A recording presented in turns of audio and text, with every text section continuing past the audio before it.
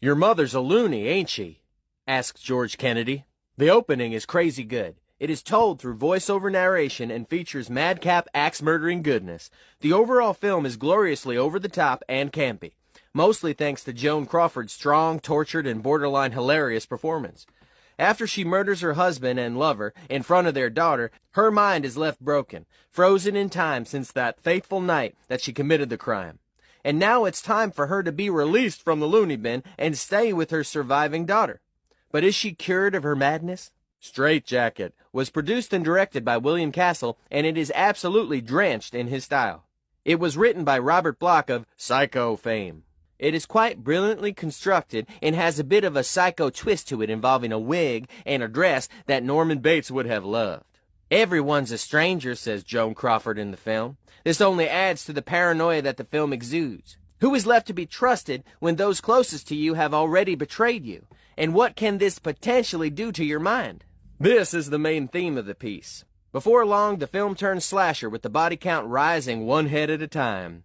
There are several eerie dream sequences in the film. They depict her ongoing descent into madness in horrifically inventive ways. Straight Jacket kind of plays like a darker, more dramatic version of the John Waters film Serial Mom.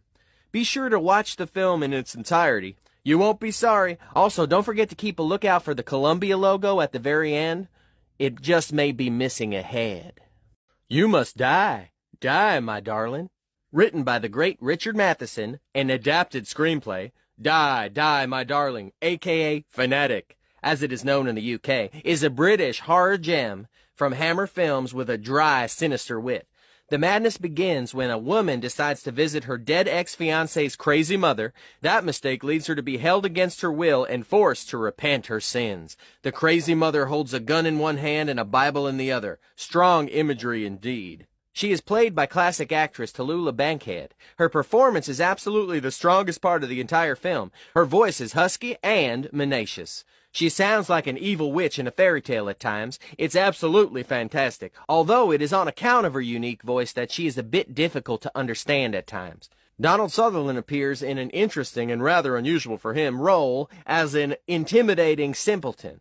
He is surprisingly perfect. The scene with Sutherland and the top-secret postcard is hilarious. Die, Die, My Darling is darkly funny at times and nail-bitingly tense at others. It's Stephen King's Misery meets Carrie meets Tobe Hooper's Texas Chainsaw Massacre.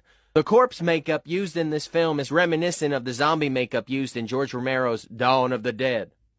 The look of the film is very well executed. It's very well shot, and Crazy Mom's house is the perfect eerie setting. I mean, you just gotta love that weirdo purple, green, and blue lighting setup that she has in the basement, although I believe it's just the sun cast through stained glass windows. I was also quite fond of the ending, and it's capped off with a great final line.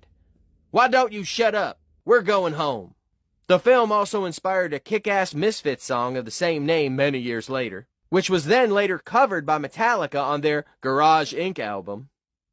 In conclusion, I believe we can all agree that late-night comfort cheese can cool even the hottest temper.